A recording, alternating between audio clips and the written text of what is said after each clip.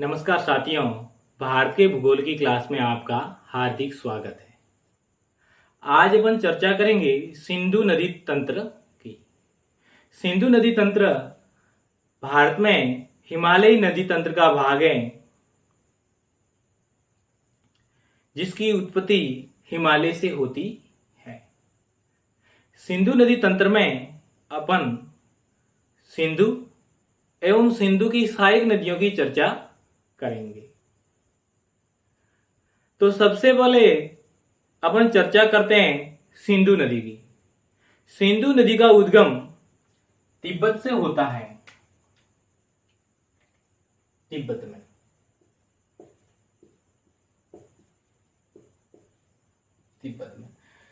सिंधु नदी का उद्गम तिब्बत में कैलाश श्रेणी से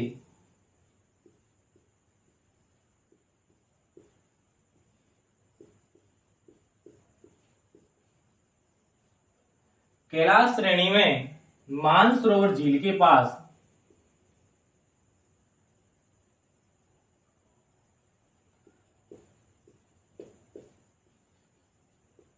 मानसरोवर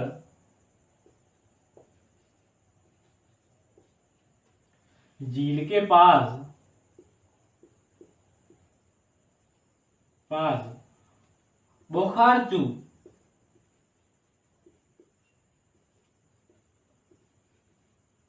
बोखारचू हिमनद से होता है। तो साथियों, यह है अपनी सिंधु नदी और इस सिंधु नदी का उद्गम। सिंधु नदी का उद्गम तिब्बत में कैलाश श्रेणी है। कैलाश श्रेणी में मानसरोवर झील के पास बोखारचू हिमनद से होता है। सिंधु नदी को तिब्बत में सिंगी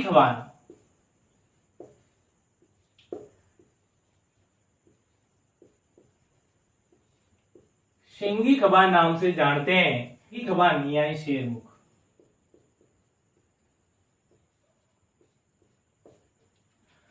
तो साथियों, सिंधु नदी का उद्गम बोकार्चू हिमनद से तिब्बत में होता है। तिब्बत में सिंधु नदी को सिंगी खबान नाम से जानते हैं। सिंधु नदी की लंबाई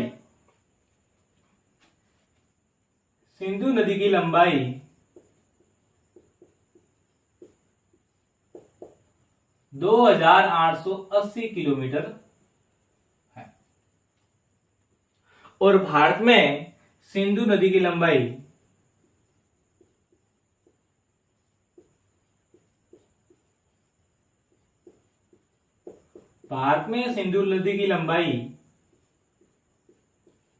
1114 किलोमीटर।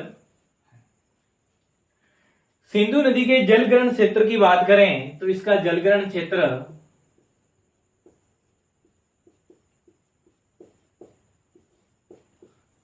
सिंधु नदी का जलग्रहण क्षेत्र 11,65,000 वर्ग किलोमीटर है। सिंधु नदी का उद्गम तिब्बत में कैलाश श्रेणी में मानसरोवर झील के पास बोकार्चू हिमनद से होता है। सिंधु नदी को तिब्बत में सिंगी खबान नाम से जानते हैं। सिंधु नदी की लंबाई 2880 किलोमीटर है। भारत में सिंधु नदी की लंबाई 1114 किलोमीटर है। सिंधु नदी का जलग्रहण क्षेत्र 11,65,000 वर्ग किलोमीटर है। सिंधु नदी तिब्बत से चलती हुई भारत में दमचौक नामक स्थान से, यह स्थान है, इस स्थान का नाम है दमचौक। दमचौक नामक स्थान से भारत में प्रवेश करती है और भारत में ये लद्दाख केंद्र शासित प्रदेश में चलती हुई पाकिस्तान में चली जाती है और अंत में कच्छ की खाड़ी में ये समाप्त हो जाती है। लद्दाख में सिंधु नदी लद्दाख श्रेणी एवं जास्कर श्रेणी दोनों के बीच से होकर गुजरती है। दोनों के बीच में से होकर गुजरती हैं ये लद्दाख श्रेणी और ये जास्कर श्रेणी। लद्दाख में सिंधु की सहायक नदियां हैं श्योक, ये श्योक नदी, श्योक में आकर मिल जाती है नुब्रा, तो श्योक और नुब्रा सिंधु की सहायक हुई। ये द्रास नदी, ये भी सिंधु की सहायक है। ये गिलगिट नदी, ये भी सिंधु की सहायक नदी है।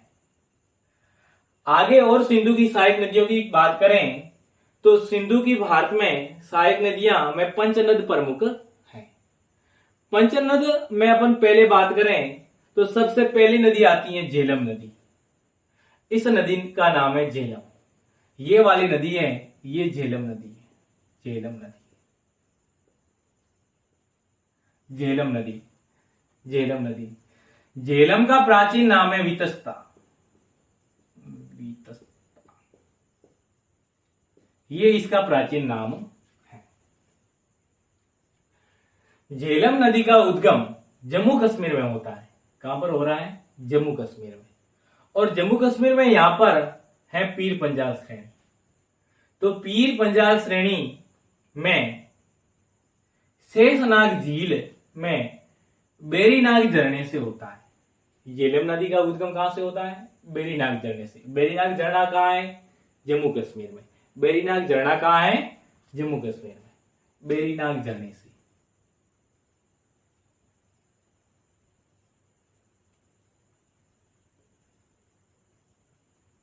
बेरीनाग झरने से। और बेरीनाग झरना कहां है? शेषनाग जी पास।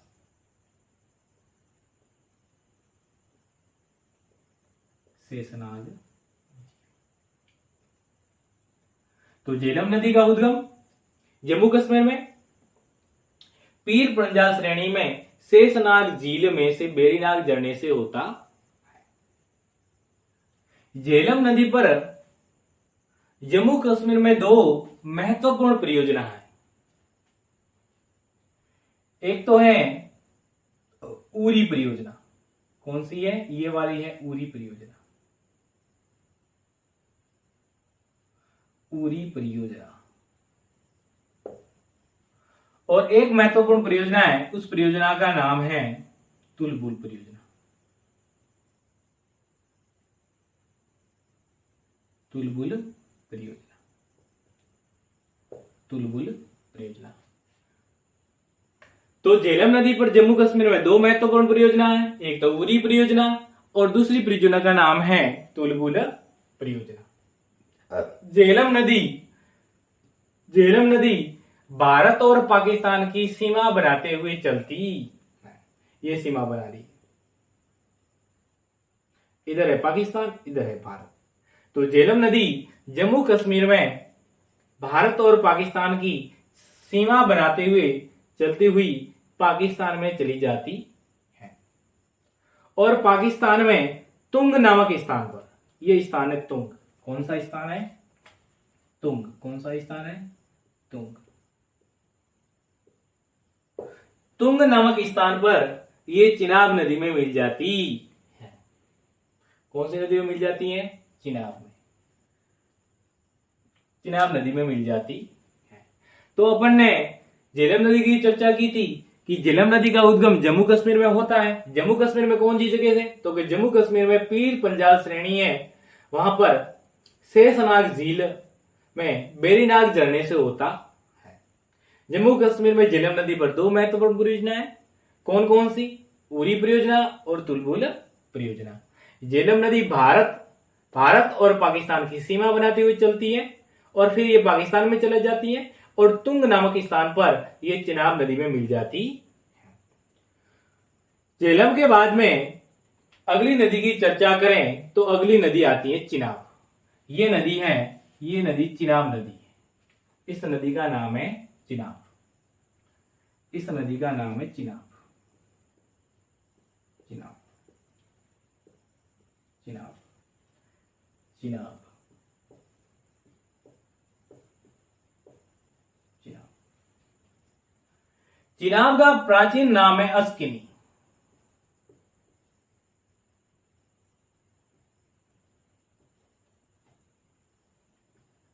अस्किनी नदी। चिनाब का प्राचीन नाम है अस्किनी नदी। चिनाब का उद्गम होता है चंद्रा और भागा नामक की दो धाराएं हिमाचल प्रदेश में तांडी नामक स्थान पर मिलती हैं और वहां से चिनाब नदी का उद्गम होता है। तो ये धारा है, इस धारा का नाम है चंद्रा, इस धारा का नाम है चंद्रा, और इस धारा का नाम है भागा। चंद्रा और भागा धारा ये मिलती कहां है? हिमाचल प्रदेश में तांडी नामक स्थान पर। तो ये वाला स्थान है तांडी। कौन सा स्थान है? तांडी नामक स्थान। तांडी नामक पर ये दो धाराएं मिलती हैं और यहां से चिनाब नदी का उद्गम होता है। चिनाब नदी हिमाचल प्रदेश में बहती हुई जम्मू कश्मीर में प्रवेश करती है और जम्मू कश्मीर में इसके ऊपर 3 महत्वपूर्ण परियोजना है। कौन कौन सी? तो पहली परियोजना है, इसका नाम है सलाल, सलाल परियोजना। क्या नाम है? सलाल परियोजना।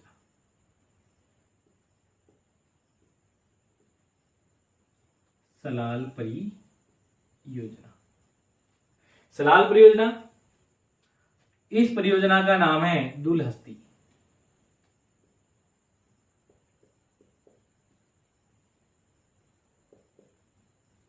दुलहस्ती परियोजना। और इस परियोजना का नाम है बगलीहार परियोजना। कौन सी है? बगलीहार परियोजना।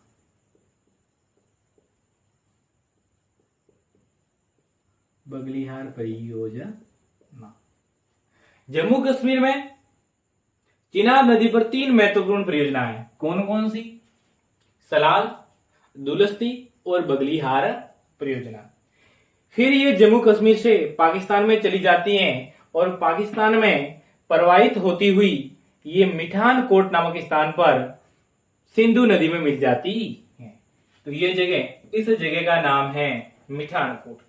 इस जगह का नाम है Mithankot. Mithankot, Mithankot, Mithankot Pakistan. Mithankot नामक स्थान पर चिनाब नदी सिंधु नदी में मिल जाती है। चिनाब के बाद में चर्चा करें तो अगली नदी है रावी नदी। अगली नदी कौन सी है? रावी नदी। इस नदी का नाम है रावी। अगली कौन सी नदी है? रावी नदी। ये नदी, इस नदी का नाम है रावी, रावी नदी, रावी नदी। रावी नदी का प्राचीन नाम है परुष्णी नदी। रावी का प्राचीन नाम है परुष्णी नदी। रावी का प्राचीन नाम क्या है? परुष्णी नदी, परुष्णी नदी। रावी का उद्गम भी हिमाचल प्रदेश से होता है। हिमाचल प्रदेश में कौन सी जगह से होता है इसका उद्गम? तो रावी का उद्गम हिमाचल प्रदेश में रोहतांग दर्रे के निकट से होता है। कौन सा दर्रा? रोहतांग दर्रा।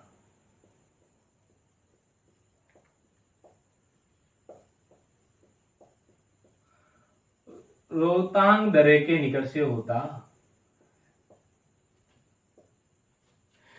रावी नदी का उद्गम हिमाचल प्रदेश में रोहतांग दर्रे के निकट से होता है।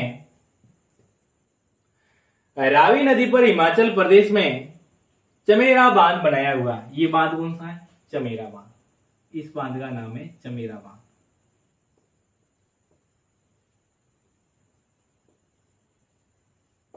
चमेरा बांध बनाया गया। तो रावी नदी हिमाचल प्रदेश में प्रवाहित होती है। हिमाचल प्रदेश में इसके ऊपर चमेरा बांध बनाया गया है। फिर ये नदी आ जाती है पंजाब में। पंजाब में भी रावी नदी पर एक बांध बनाया गया है और इस बांध का नाम है थीन बांध। क्या नाम है? थीन बांध। थीन बांध। इसे रणजीत सागर बांध नाम से भी जानते हैं। फिर ये रावी नदी पंजाब से पाकिस्तान में आ जाती है और पाकिस्तान में आकर ये चिनाब नदी में मिल जाती है। चिनाब के बाद में अगली नदी की चर्चा करें तो अगली आती है व्यास नदी। कौन सी नदी? व्यास। व्यास नदी। इस नदी का नाम है व्यास। इसका प्राचीन नाम है विपाशा, विपाशा नदी। व्यास नदी का उद्गम भी हिमाचल प्रदेश में होता है। कहां से होता है हिमाचल प्रदेश में? तो हिमाचल प्रदेश में इसका उद्गम होता है व्यास कुंड से। व्यास कुंड से व्यास नदी का उद्गम होता है हिमाचल प्रदेश में। फिर ये हिमाचल प्रदेश में कुल्लू घाटी से प्रवाहित होती हुई पंजाब में आ जाती है। पंजाब में ये प्रवाहित होती हुई हरिके नामक स्थान पर ये सतलज में मिल जाती है। कहां मिल जाती है? हरिके नामक स्थान, यहां पर। तो ये स्थान कौन सा है? हरिके। हरिके नामक स्थान पर ये सतलज में मिल जाती है। फिर व्यास के बाद में अगली नदी की चर्चा करें तो आती है सतलज नदी। कौन सी नदी? सतलज नदी। सतलज, सतलज नदी का उद्गम भी तिब्बत में होता है।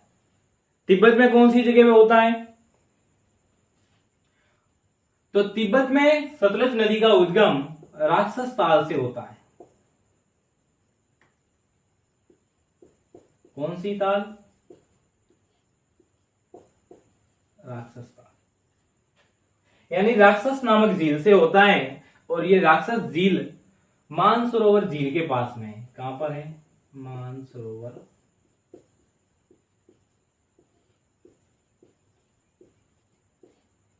मानसरोवर झील के पास।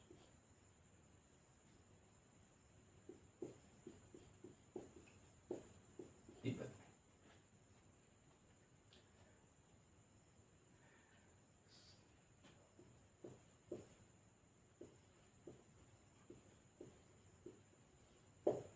सतलज नदी को तिब्बत में लेंगचांग खबान के नाम से जानते हैं।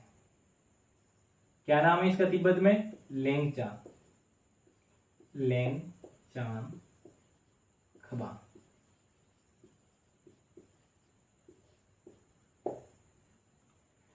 लेंगचांग खबान।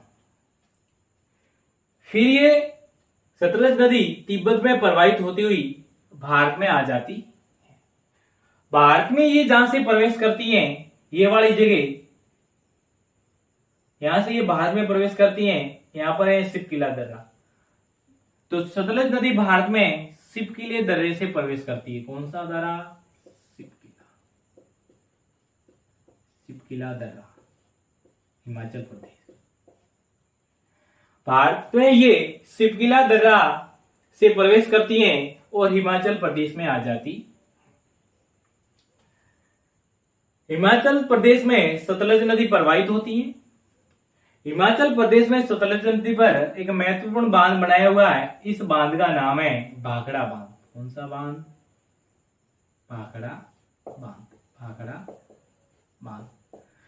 सतलज नदी पर हिमाचल प्रदेश में भाखड़ा बांध बनाया गया है। फिर ये सतलज नदी हिमाचल प्रदेश से पंजाब में आ जाती है। पंजाब में सतलज नदी पर एक बांध बनाया गया है। इस बांध का नाम है नांगल बांध। कौन सा बांध? नांगल बांध। कौन सा बांध? नांगल बांध। नांगल बांध बनाया गया है। फिर सतलज नदी पंजाब में प्रवाहित होती हुई आगे चलती है और हरिके नामक स्थान पर इसमें कौन सी नदी आकर मिल जाती है? व्यास नदी। सतलज और व्यास नदी के संगम पर पंजाब में एक बांध बनाया गया है। इस बांध का नाम है हरिके बैराज। हरिके बैराज,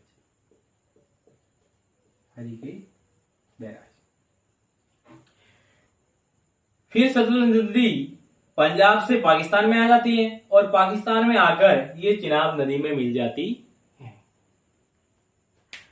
तो साथियों, आज अपन ने सिंधु नदी तंत्र की चर्चा की थी और जिसमें अपने सिंधु नदी और उसकी सहायक नदियों की चर्चा की।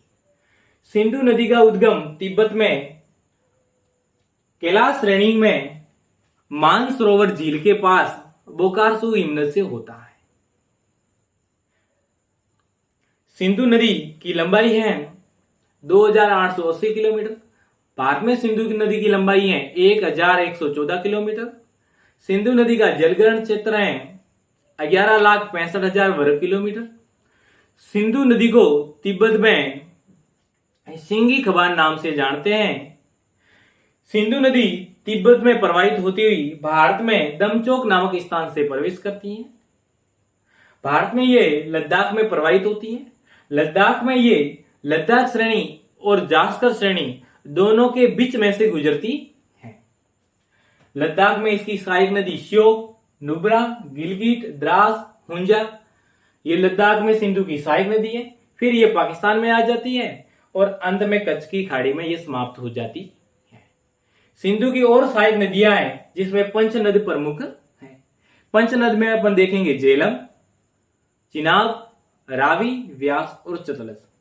इनकी चर्चा की थी। झेलम नदी का उद्गम होता है जम्मू कश्मीर में पीर पंजाल श्रेणी में शेषनाग झील में बेरी नाग झरने से होता है। झेलम नदी पर जम्मू कश्मीर में दो महत्वपूर्ण परियोजनाएं कौन कौन सी? एक तो है उरी और एक है तुलबुल परियोजना। झेलम नदी भारत और पाकिस्तान की सीमा बनाती हुई चलती है और ये फिर पाकिस्तान में प्रवाहित होने लगती है। पाकिस्तान में झेलम नदी चिनाब नदी में मिल जाती है। कौन सी जगह पर ये मिलती है? तुंग नामक स्थान पर ये चिनाब नदी में मिल जाती है। झेलम नदी के बाद में अपन ने चर्चा की थी चिनाब नदी की। चिनाब नदी का उद्गम होता है हिमाचल प्रदेश में। हिमाचल प्रदेश में कहां पर होता है कि हिमाचल प्रदेश में चंद्रा और भागा नामक दो धाराएं तांडी नामक स्थान पर मिल जाती हैं। वहां से चिनाब नदी का उद्गम होता है।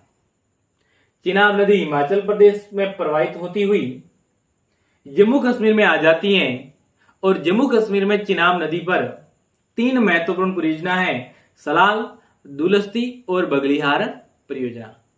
उसके बाद में चिनाब नदी पाकिस्तान में आ जाती है जम्मू कश्मीर से और पाकिस्तान में आकर ये मिठान कोट नामक जगह पर सिंधु नदी में मिल जाती है। चिनाब के बाद में अपन ने चर्चा की थी रावी नदी की। नदी का उद्गम हिमाचल प्रदेश में होता है। कहां से होता है? रोहतांग दर्रे के निकट से होता है। हिमाचल प्रदेश में इसके ऊपर चमेरा बांध बनाया हुआ है। हिमाचल प्रदेश से ये आ जाती है पंजाब में और पंजाब में इसके ऊपर थीन बांध बनाया गया है जिसका नाम है रणजीत सागर बांध के नाम से भी जानते हैं। और फिर ये पाकिस्तान में आ जाती है। पाकिस्तान में आ जाती है और पाकिस्तान में आकर ये चिनाब नदी में मिल जाती है। चिनाब नदी के बाद में अपन ने चर्चा की थी व्यास नदी की। व्यास नदी का उद्गम भी हिमाचल प्रदेश में होता है। हिमाचल प्रदेश में कौन सी जगह? व्यास कुंड से होता है। व्यास कुंड से व्यास नदी का उद्गम होता है। फिर ये हिमाचल प्रदेश में प्रवाहित होती है। हिमाचल प्रदेश के बाद में ये आ जाती है पंजाब में। पंजाब में इसके ये हरिके नामक स्थान पर सतलज नदी में मिल जाती है। व्यास के बाद में अपन ने चर्चा की थी सतलज नदी की। सतलज नदी का उद्गम होता है तिब्बत में। तिब्बत में कौन सी जगह पर? कि राक्षस ताल नामक झील से होती है। फिर ये चिपकले दर्रे से होकर हिमाचल प्रदेश में आ जाती है। हिमाचल प्रदेश में इसके ऊपर भागड़ा बांध है। फिर ये पंजाब में आ जाती है। पंजाब में इसके ऊपर नांगल बांध है और हरिके नामक स्थान पर इसमें व्यास नदी आकर मिल जाती है। दोनों के संगम पर हरिके बैराज बांध बना हुआ है। फिर ये आगे चलकर पाकिस्तान में चिनाब नदी में मिल जाती है।